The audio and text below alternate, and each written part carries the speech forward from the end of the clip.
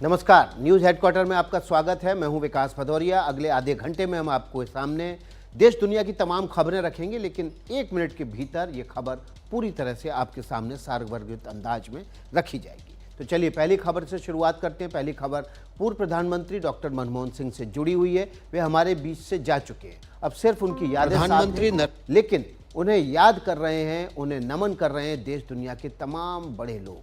देश के लिए उनके योगदान को याद कर रहे हैं। इसमें देश के आम लोगों से लेकर दिग्गज तक सब शामिल हैं। प्रधानमंत्री नरेंद्र मोदी सुबह करीब 10 बजे मोतीलाल नेहरू रोड पर स्थित बंगला नंबर 3 पहुंचे। दिवंगत पूर्व प्रधानमंत्री मनमोहन सिंह का ये घर है। उन्हें अपनी अंतिम श्रद्धांजलि प्रधानमंत्री नरेंद्र मोदी ने अर्पित की। प्रधानमंत्री मोदी ने उनकी पत्नी गुरुशरण कौर और परिवार के सदस्यों से संवेदना भी जताई। गृहमंत्री अमित शाह ने भी मनमोहन सिंह के घर जाकर पार्थिव शरीर के दर्शन किए और उन्हें श्रद्धांजलि दी। बीजेपी अध्यक्ष जेपी नड्डा भी प्रधानमंत्री और गृह मंत्री के साथ ही पहुंचे थे। उन्होंने भी अंतिम श्रद्धांजलि अर्पित की। फिलहाल डॉक्टर मनमोहन सिंह का पार्थिव शरीर दिल्ली के मोतीलाल नेहरू मार्ग पर उनके आवास पर रखा गया है, जिसे कल सुबह 8 बजे कांग्रेस मुख्यालय ले जाया जाएगा। वहां सुबह 9:30 बजे तक का वक्त अंतिम दर्शन के लिए तय किया गया है। इसके बाद सुबह 9:30 बजे शव यात्रा निकाली जाएगी और सुबह 10 से 11 बजे विशेष राजकीय प्रोटोकॉल के साथ अंतिम संस्कार किया जाएगा। डॉक्टर मनमोहन सिंह को लेकर हर किसी के पास यादों का अपना खजाना है। किसी के लिए वो एक ऐसे अड़ियल नेता थे जिनकी जिद न्यूक्लियर डील का आधार बनी, तो किसी के लिए वो ऐसे देश के प्रधानमंत्री रहे जो सबसे सहमति बनाकर चलते थे। कांग्रेस नेता राहुल गांधी के लिए मनमोहन सिंह फ्रेंड, फिलोसोफर और गाइड थे, जिन्हें सम्मान देने के लिए राहुल गांधी मोतीलाल नेहरू मार्ग पर स्थित उनके घर पहुंचे और श्रद्धांजलि अर्पित की। कांग्रेस के पूर्व अध्यक्ष सोनिया गांधी ने भी पूर्व प्रधानमंत्री को श्रद्धांजलि दी। इस दौरान राहुल गांधी भी वहां मौजूद थे।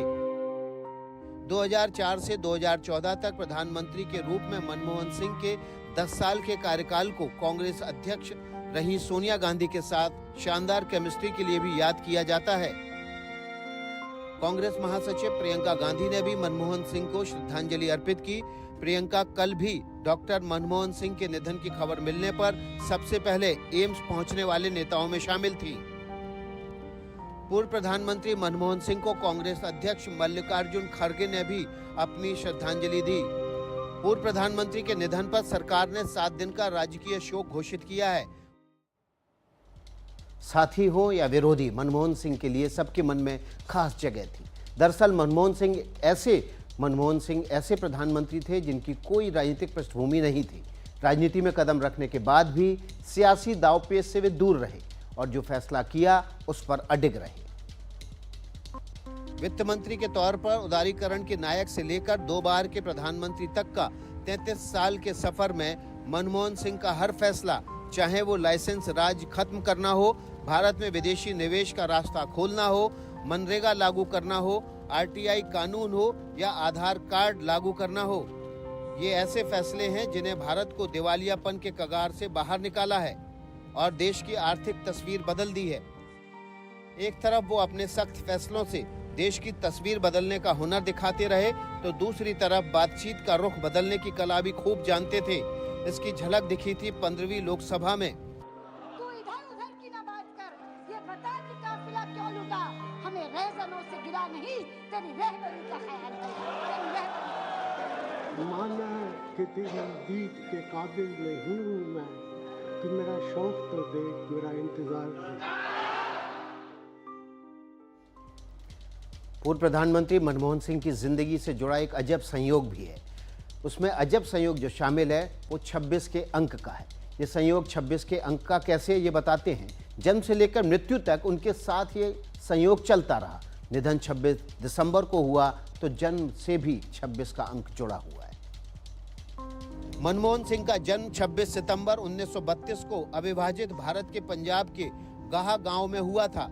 देश का बंटवारा हुआ तो परिवार अमृतसर आकर इसी हवेली में रहने लगा।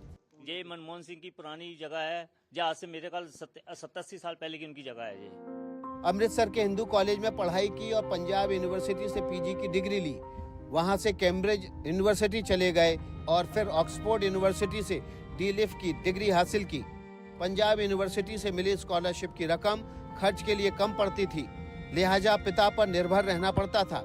इस आर्थिक तंगी ने उन्हें सादगी और किफायत से जीने का सलीका सिखाया।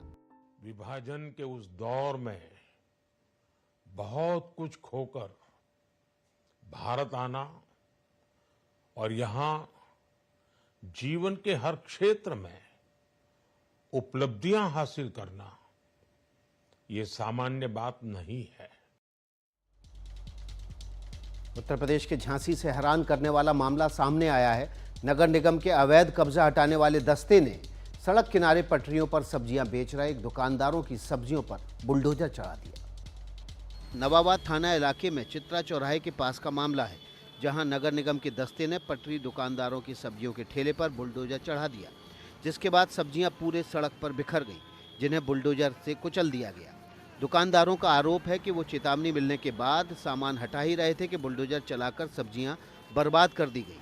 सब्जी को चल नहीं नंगा वालों ने क्या है रोड पे नहीं लगा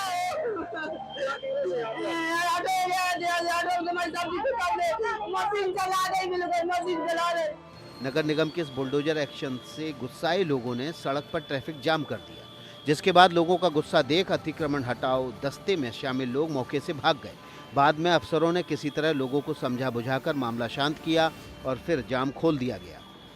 नगर आयुक्त का कहना है कि इस तरह की घटना बर्दाश्त नहीं की जाएगी। उन्होंने अतिक्रमण हटाओ दस्ते के प्रभारी के खिलाफ एक्शन की बात कही है। अब खबर उत्तर प्रदेश के गढ़मुक्तेश्वर से, जहां अपनी शादी से नाखुश एक युवती ने आत्महत्या करने के इरादे से गंगा नदी में छलांग लगा दी। गढ़मुक्तेश्वर में इस युवती ने गंगा नदी पर बने ओवरब्रिज से 70 फीट की ऊंचाई से छलांग लगाई तो अफरा तफरी मच गई। जिस वक्त ये नदी में छलांग लगा रही थी, उस समय भीड़ में खड़ा एक आदमी इसका वीडियो बना रहा था। जिस वक्त ये वाकया हुआ, उस समय गढ़मुक्तेश्वर के ब्रिज घाट पर नाविक और गोताखोर भी मौजूद थे। उन्होंने युवती को नदी में छलांग लगाते हुए देखा तो सूझबूझ दिखाई और बिना समय गंवाए नाव लेकर महिला को बचाने निकल पड़े। गोताखोरों ने अपनी जान पर खेलकर उसे सकुशल बचा लिया। बताया जा रहा है कि गांव नैनापुर की रहने वाली इस युवती की 16 जनवरी को शादी होने वाली है, लेकिन वो शादी से नाखुश है, जिसकी वजह से घर में तनाव के हालात बने हैं। इससे परेशान होकर वो सुबह घर से निकली और गढ़मुक्तेश्वर के ओवरब्रिज पर पहुंचकर करीब 70 फीट नीचे गंगा में छलांग लगा दी। गनीमत रही कि उसने जहां छलांग लगाई वहां पानी का बहाव तेज नहीं था। नाविकों और गोताखोरों ने युवती को समय पर पहुंचकर बचा लिया और उसके भाई के हवाले कर दिया। तमिलनाडु से आज हैरान करने वाली तस्वीर आई है। बीजेपी के तमिलनाडु प्रदेश अध्यक्ष के अन्नामलाई ने अपनी पीठ पर सरेआम कोड़े बरसाए। अन्ना यूनिवर्सिटी में रेप का शिकार हुई लड़की के लिए इंसाफ की मांग करते हुए अन्नामलाई ने अपने घर के बाहर खड़े होकर अपनी ही पीठ पर कोड़ों की बरसात कर दी। उन्होंने खुद को एक के बाद एक 8 कोड़े मारे। इसके बाद समर्थकों ने उन्हें रोक लिया और वो शरीर को गमछे से ढककर आगे बढ़ गए। के अन्नामलाई ने गुरुवार को ऐलान किया था कि अन्ना यूनिवर्सिटी की रेप पीड़िता को इंसाफ नहीं मिला तो वो 48 घंटे तक उपवास करेंगे और खुद को कोड़े मारेंगे। Continuous injustice against common people, against women, against children, high corruption that is happening. More importantly, the administration, common men are affected every single day. Anna university की सेकेंड ईयर की छात्रा के साथ सोमवार को ढाबा संचालक ने यूनिवर्सिटी कैंपस में ही रेप किया था। इस तरह की घटना के लिए अन्नामलाई ने डीएमके सरकार को जिम्मेदार ठहराया है। अन्नामलाई ने कहा कि बीजेपी के सदस्य अब रोज विरोध प्रदर्शन करेंगे जब तक तमिलनाडु में डीएमके को सत्ता से बाहर नहीं कर देते हैं, जूते नहीं पहनेंगे। उत्तर प्रदेश के बाराबंकी में महिला हैंडबॉल खिलाड़ियों पर मधुमक्खियों का कहर टूट पड़ा। मधुमक्खियों के हमले से कई खिलाड़ी और कोच घायल हो गए। ये मामला बाराबंकी के केडी सिंह बाबू स्टेडियम का है, जहां स्टेट लेवल की सीनियर महिला हैंडबॉल चैंपियनशिप चल रही थी। इस दौरान अचानक मधुमक्खियों के झुंड ने हमला कर दिया। मधुमक्खियों का हमला हुआ तो खिलाड़ियों और कोच के बीच अफरा तफरी मच गई। मुकाबला थम गया और सब अपनी जान बचाने के लिए इधर उधर दौड़ने लगे। मधुमक्खियों के डंक से बचने के लिए किसी ने मैदान में बिछी कारपेट को ढाल बनाया तो किसी ने दूसरे मोटे कपड़े को कवच बनाने की कोशिश की।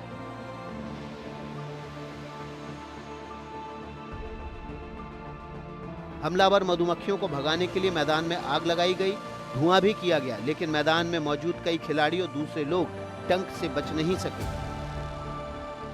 घायलों का पहले तो वहीं प्राथमिक उपचार किया गया, उसके बाद इनमें से कई को जिला अस्पताल में भर्ती कराया गया, जहां इनका इलाज जारी है। मधुमक्खी के डंक का शिकार हुए लोगों की हालत फिलहाल स्थिर बताई जा रही है।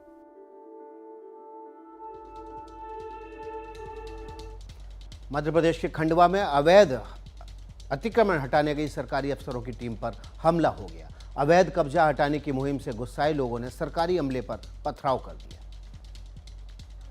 पुलिस, वन विभाग और राजस्व विभाग की टीम दल बल के साथ नहारमाल, अमाखेड़ी के जंगलों से अवैध कब्जा हटाने पहुंची थी। ये इलाका जिले के गुडी रेंज में आता है। टीम अपने साथ 50 जेसीबी लेकर गई थी, लेकिन अवैध कब्जा करने वालों ने पथराव शुरू कर दिया। इस पथराव का जवाब कई बार पुलिस वालों ने भी पथराव से दिया। हालांकि इसमें अवैध कब्जा करने वालों का पलड़ा भारी रहा। पत्थर लगने से पुलिस, वन विभाग और राजस्व विभाग के कई कर्मचारियों को चोट आ गई है। अतिक्रमणकारियों ने पथराव के लिए गुलेल जैसे सामान का इस्तेमाल किया, जिसे स्थानीय बोली में गोफन कहा जाता है। अवैध कब्जा करने वालों की तरफ से किए गए पथराव में कई जेसीबी को भी नुकसान पहुंचा है। हालांकि इस पथराव के बाद भी प्रशासनिक अमला गुडी रेंज में ही मौजूद है। गुडी रेंज में आसपास के लोगों ने जंगल के बड़े इलाके पर अवैध कब्जा कर लिया है। ये लोग यहाँ करीब 1000 एकड़ में खेती कर रहे हैं। प्रशासन इस इलाके से अवैध कब्जा हटाने के लिए लगातार कार्रवाई कर रहा है।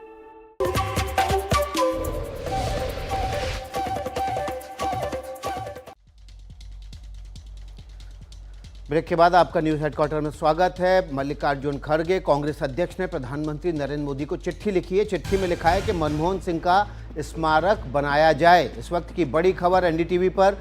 कांग्रेस अध्यक्ष मल्लिकार्जुन खड़गे ने प्रधानमंत्री नरेंद्र मोदी को चिट्ठी लिखकर मनमोहन सिंह का स्मारक बनाने की मांग की है। कल सुबह 11:45 बजे मनमोहन सिंह का अंतिम संस्कार निगमबोध घाट पर किया जाएगा। ये भी खबर आ रही है। हमारे सहयोगी शादाब सिद्दीकी इस खबर पर ज़्यादा जानकारी के साथ जुड़ गए हैं। शादाब, दो खबरें आ रही हैं। एक की खड़गे ने चिट्ठी लिखी है प्रधानमंत्री नरेंद्र मोदी को, गृहमंत्री अमित शाह से भी बात की है कि स्मारक बनाया जाए, और दूसरी तरफ खबर आ रही है कि कल निगमबोध घाट पर अंतिम संस्कार किया जाएगा। तो दोनों चीज़ें एक अलग अलग डायरेक्शन में जा रही हैं। जी बिल्कुल विकास, देखिए वो चिट्ठी मेरे हाथ में है। मल्लिकार्जुन खड़गे ने प्रधानमंत्री नरेंद्र मोदी को खत भेजा है और उनके योगदान को याद दिलाया है। खासतौर पे 2 पेज की ये चिट्ठी है, जिसमें उन्होंने मनमोहन सिंह जी के बारे में तमाम अच्छी बातें लिखी है और कहा है कि वो देश के सपूत हैं, लिहाजा उनको जगह दी जाए, उनका मेमोरियल बनाया जाए। लेकिन विकास, मैं आपको एक बात और बताऊं कि जब मनमोहन सिंह प्रधानमंत्री थे तो सन 2013 में उनके नेतृत्व में ही एक कानून बनाया गया था कि जो राजघाट का जो इलाका है वहाँ पे उन्हीं लोगों की समाधि बनेगी जो बहुत विशिष्ट, जिन्होंने देश के लिए योगदान दिया है। तो कांग्रेस का ये कहना है कि मनमोहन सिंह उस कैटेगरी में आते हैं और मनमोहन सिंह का मेमोरियल वहाँ बनाया जाना चाहिए। देखिए, जो राजघाट का इलाका है वहाँ खास बात यह है कि वहाँ पर इंदिरा गांधी, राजीव गांधी, पंडित जवाहरलाल नेहरू, इन सभी लोगों के स्मारक हैं। मैं आपको एक चीज़ और बताऊं कि आपको याद होगा कि 2004 में जब पूर्व प्रधानमंत्री पीवी नरसिम्हा राव का निधन हुआ था तो उस समय भी ऐसा ही विवाद खड़ा हुआ था। लेकिन शादाब, जहां पर अंतिम संस्कार किया जाता है, आमतौर पर परंपरा ये है कि वहीं पर स्मारक बनाया जाता है। तो एक तरफ तो कांग्रेस सोर्सेज से ये खबर आ रही है कि निगमबोध घाट पर अंतिम संस्कार किया जाएगा, और दूसरी तरफ चिट्ठी लिखकर फ़ोन करके ये कह रहे हैं खड़गे कि मनमोहन सिंह का स्मारक बनाया जाए। जी बिल्कुल, देखिए, जो अंतिम संस्कार वाली खबर है ये सोर्सेस के मुताबिक हैं। जो कांग्रेस पार्टी के लोग अभी की तरफ से ये कहा जा रहा है कि 9:30 बजे उनकी जो अंतिम यात्रा है वो शुरू हो गई कांग्रेस दफ्तर से। लेकिन साथ ही साथ देखिए, कांग्रेस इस मामले में घेरना चाहती है सरकार को, और वो ये दिखाना चाहते हैं कि मनमोहन सिंह की जो उनकी डिमांड है कि जो राजघाट का परिसर है वहाँ समाधि स्थल उनका बनाया जाए, इसके लिए शायद सरकार तैयार नहीं है। देखिए विकास, आपको एक बात और बताएं कि जब इस पूरी प्रक्रिया में थोड़ा टाइम लगता है क्योंकि इसकी फाइल कई मंत्रालय से होकर गुजरती है। और मैं आपको कह भी रहा था कि 2004 में जब पीवी नरसिम्हा राव का निधन हुआ था तो उस समय कांग्रेस की सरकार थी, मनमोहन सिंह प्रधानमंत्री थे, लेकिन उस समय पीवी नरसिम्हा राव को दिल्ली में उनका समाधि स्थल नहीं बनाने दिया गया था और उनकी डेड बॉडी को हैदराबाद ले जाया गया था। उस समय काफ़ी हंगामा हुआ था, हमने वो कवर भी किया था, और हैदराबाद में उनको दफनाया गया था। तो कुछ ऐसा ही विवाद आप कह सकते हैं कि अभी उठता हुआ दिखाई दे रहा है। और इस बार कांग्रेस जो है वो बीजेपी से डिमांड कर रही है कि जो है मनमोहन सिंह जी को का जो है स्मारक बनाया जाए, लेकिन ऐसा लगता नहीं है क्योंकि ऐसी कोई सुगबुगाहट दिखाई नहीं दे रही है। और जैसा कि कहा जा रहा है कि निगम बोध घाट पर ही उनका अंतिम संस्कार किए जाने की उम्मीद है, तो अभी तक ऐसा ही लग रहा है। हालांकि कांग्रेस अपनी डिमांड पर अडिग है और आपको मैं बताऊं कि प्रियंका गांधी ने भी बात की है अमित शाह से और दूसरे लोगों से, और कांग्रेस पार्टी की तरफ से आधिकारिक तौर पर इस मांग को रखा गया है कि मनमोहन सिंह जी का सम्मान तभी होगा जब उनका मेमोरियल दिल्ली में ही बनाया जाए। तो शादाब, कहीं ऐसा तो नहीं कि जब कानून पास हुआ था ये कि राजघाट में विशिष्ट लोगों को ही जगह दी जाएगी, तो मनमोहन सिंह की भी अपनी इच्छा ये हो कि उनको भी वहाँ पर उस तरह से जगह ना दी जाए? बिल्कुल, देखिए मनमोहन सिंह ही उस वक्त प्रधानमंत्री थे जब सन 2013 में इस तरह का कानून बनाया गया था, लेकिन कांग्रेस पार्टी का ये कहना है कि मनमोहन सिंह उस कैटेगरी में आते हैं, उन्होंने देश के लिए योगदान दिया था और उनके योगदान को देखते हुए उनको जगह दी जाए। देखिए उस समय ये बात कही गई थी कि चूंकि राजघाट पे बहुत जगह सीमित है, ढेर सारी समाधियाँ हो गई हैं, अब नई समाधि बनाने की वहाँ कोई गुंजाइश नहीं है, लेकिन अब कांग्रेस की जो ये डिमांड है वो सरकार के सामने रख रही है। और कांग्रेस पार्टी के तमाम नेताओं ने, अभी CWC की बैठक के बाद भी कांग्रेस के तमाम नेताओं ने मीडिया के माध्यम से ये मांग रखी है कि मनमोहन सिंह का जो स्थल है वो दिल्ली में बनाया जाए। बहुत बहुत शुक्रिया शादाब आपका। शादाब ने जानकारी दी कि मनमोहन सिंह के स्मारक बनाने के लिए मांग की जा रही है और बाकायदा अब जो है मांग करके चिट्ठी लिख के मल्लिकार्जुन खड़गे ने इसको सार्वजनिक भी कर दिया है। तो एक तरह से बॉल जो है अब वो केंद्र सरकार के पाले में डाल दी गई है। अभी छोटा सा ब्रेक, फौरन लौट रहे हैं।